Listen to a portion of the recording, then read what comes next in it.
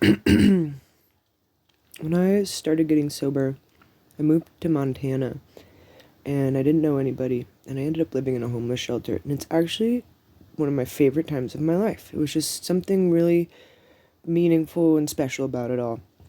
But before I ended up in the homeless shelter, there was a night where I laid down by my closet in the place that I was staying, and I fell asleep. And then the minute that I closed my eyes, this girl like turned to me and looked at me in the eyes in the closet, and she said, "That girl in the closet is dead." And I got terrified.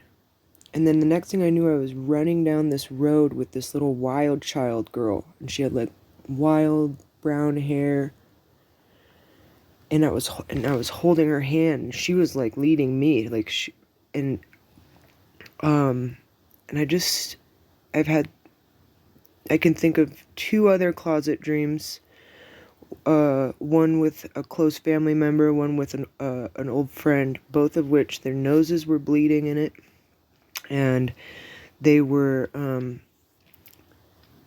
my instinct is that it had something to do with cocaine. Like, they must have been high, something with an addiction, both of them. And what's interesting is this one person who was in the closet with the bleeding nose, in another dream, she actually had a mustache.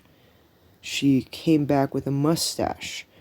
So I don't know who this is for. I don't know what this is, but and I can think of one other closet dream as well, with a fella, and um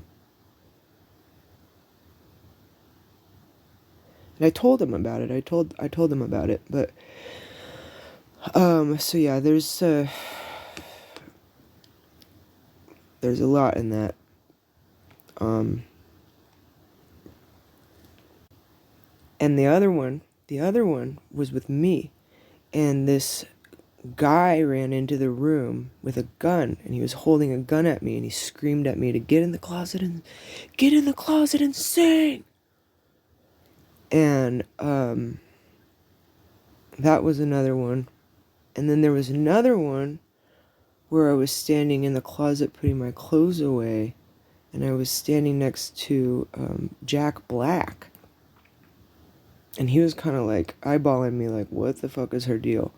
And I was talking to him about a husband, and I'm not married.